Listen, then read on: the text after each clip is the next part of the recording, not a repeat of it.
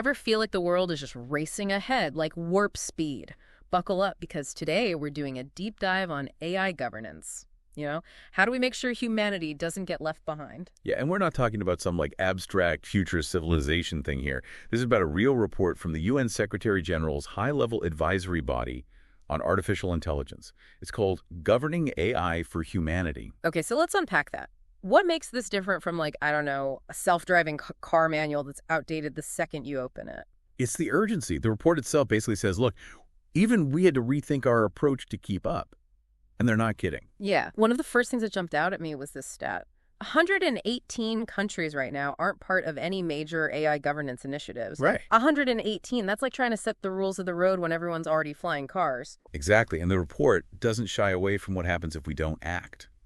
We're talking about a future where only a few get the benefits of AI, and there are many, while everyone else gets left behind. So before we go into the risks, what about the good stuff? The report starts off with some pretty mind-blowing examples of what AI is doing for science. Oh, absolutely. One that blew me away was AlphaFold. For decades, scientists have been trying to predict how proteins fold, into their 3D shapes. It's fundamental to biology. Huge for understanding diseases and making new medicines. Like a massive molecular jigsaw puzzle, but blindfolded. Exactly. And AlphaFold, using AI, solved it.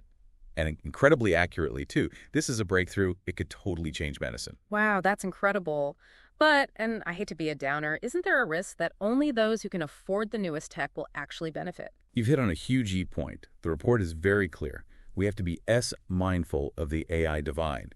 This isn't just about having the technology. It's about who shapes the future of AI, whose values get baked in, and who benefits in the end. It's like anything else, the more powerful, the more we need to make sure it's used responsibly. For everyone's benefit, not just a select few. Which brings us to the heart of the report. AI risks. And what's cool here is the report doesn't just list dangers. It frames risks based on vulnerabilities, which is really unique. Vulnerabilities. Tell me more. So instead of saying AI could cost jobs, it asks, which communities are most vulnerable? What are their needs? How do we design policies to reduce those risks? That's a much more, human way of looking at it. Right. It recognizes that AI isn't separate. It's going to interact with all our existing problems, inequalities, power dynamics. And we could make those worse, not better, if we're not careful. So the stage is set, incredible potential, but real risks, especially for those already vulnerable. Okay, so we've got this powerful technology, right? It could solve huge challenges, but also make existing inequalities even worse. And over 100 countries aren't even in the room when we're talking about the rules. So what do we do about it? This is where the report really grabbed me. It doesn't just say we're doomed. It actually has solutions, and hopeful ones, too. Right, it does. But it starts by saying, hey, we can't just jump to solutions without knowing the problem. So they lay out 3 big gaps in how we're doing AI governance globally. All right, hit me with them. What are these gaps, and why do they matter so much? Okay, so first gap, representation, or rather the lack of it. Like we said, over 118 countries are basically left out. And even in the countries that are involved, there are whole communities no one's listening to. Like trying to build a house, but you don't ask anyone who's actually going to live there what they want. Total chaos, right? Exactly. And that takes us to gap number 2, coordination. There are so many well-meaning initiatives, which is good, but they're all doing their own thing. Duplicating work, not talking to each other, sometimes even working against each other. Ugh, I've been in those meetings. It's like herding cats, but the cats all speak different languages. And that brings us to the big one, gap number 3, implementation. We can have the best ideas, frameworks, principles in the world, but if no one actually does anything, they're just words. Easier said than done, right? How do we actually move from talk to action on AI governance? Well, the report has 6 concrete recommendations.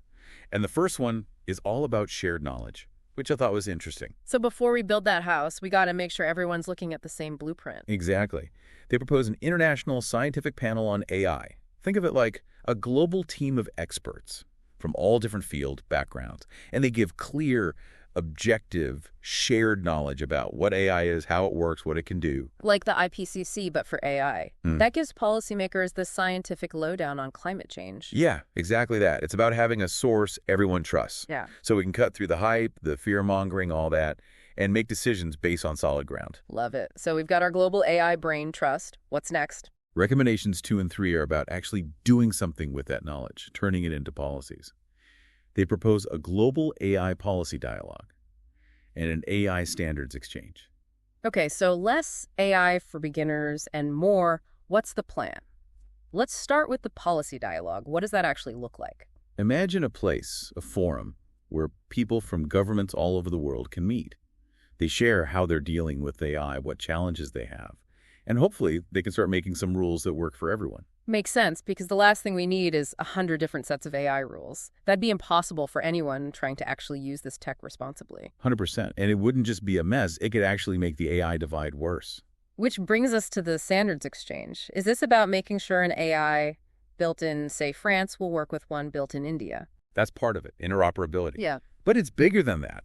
We're talking about a shared language, common standards for AI safety, fairness, transparency, and all that. We can't build ethical AI if we don't agree on what ethical means. Exactly. This exchange, it's about figuring that out, defining the terms, making guidelines, finding ways to measure if AI is actually living up to them.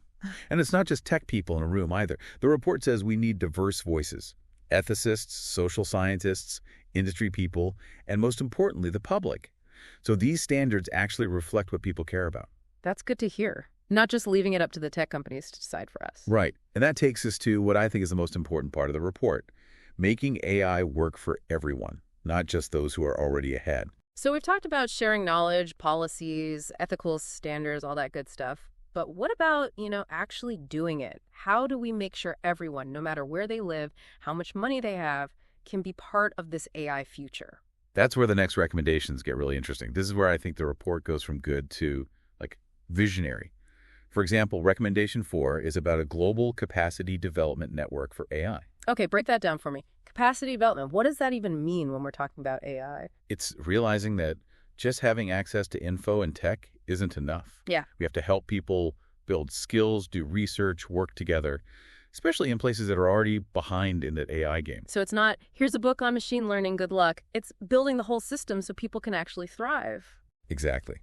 Imagine a whole network of AI research centers, training programs, shared resources, all over the world, strategically placed. The report calls it a distributed CERN for AI, which I love. Okay, distributed CERN, I like the sound of that. But for those of us who haven't been to Switzerland to geek out over physics, explain the comparison. So CERN, right, is this huge international collaboration. The best minds in physics all working together to push the boundaries. They have that massive particle accelerator, lets them study like the universe's building blocks. Like the Olympics of physics, but everyone's on the same team trying to do something amazing. Yes. And a distributed CERN for AI would be that, but global, focused on AI. Imagine researchers in, Argentina, working with engineers in Nigeria, all using AI to solve problems we all share. Now that's a future I can get behind. But realistically, that takes money, right? Oh, absolutely. Which is why recommendation 5 is so crucial. They're calling for a global fund for AI. Not just sharing knowledge, but actual resources. What would this fund actually pay for? Grants for research, scholarships for students, especially from developing countries, money to actually build those AI centers we talked about, anything that levels the playing field so everyone has a shot at this AI revolution. It's saying, look, AI's future shouldn't just be decided by whoever's got the deepest pockets. It should be about the best ideas, the brightest people, wherever they are. 100%. And that brings us to the last recommendation, and maybe the most interesting. Creating a global AI data framework. Ooh, now this is something we haven't really touched on, but I have a feeling it's big. It's huge EE. AI systems are only as good as the data we feed them, right? And right now, a lot of that data is coming from a very small, very specific part of the world. So we risk creating AI that's biased, right? It reflects the blind spots of that data, not the actual diversity of human experience. Exactly. If you only train an AI on data from, say, Europe and North America, it's going to have a very skewed view of the world. It might not understand different languages, cultures, even something like skin tones. Like trying to paint a masterpiece, but you're only allowed to use 5 colors. Perfect analogy. So this global AI data framework, it's about fixing that, making the data landscape much richer, more representative, things like data commons where researchers can ethically share data sets, and data trusts, making sure data is collected and used responsibly with consent for the benefit of the communities it represents. Democratizing data, making sure AI is built on a foundation that reflects all of us. Exactly. And that leads to the last piece of this puzzle. The report says the UN needs to step up play a more central role in governing AI. Makes sense. Global challenges need global solutions. What are they suggesting? They're recommending a dedicated UN AI office. But before you picture some huge bureaucracy calling all the shots. Because that's always worked out so well in the past. All right. The report actually warns against that. They say this office shouldn't be about top-down control, one-size-fits-all solutions. It should be a facilitator, a coordinator, a bridge builder. More conductor than dictator. Perfect. The UNAI office would support that scientific panel we talked about, help organize the global AI policy dialogue, make sure those ethical standards are actually used. Basically, the central hub for everything AI governance. It sounds like the UN's finally realizing AI isn't just another tech thing. It's changing everything. And we need a global response. And that's really what it comes down to. Yeah. AI's future isn't something that just happens to us. It's something we make together by the choices we make today. So on that note, we'll leave you with something to think about. The report itself says that as fast as AI is moving, even these ideas might not be enough. So here's a question for you. It's 5 years from now. AI is even more powerful, even more woven into our lives. If you were designing an international agency to govern it, what would it look like? What could it actually do? What would be the biggest challenges? It's a big question, but as we've seen, the future of AI is too important to leave to chance.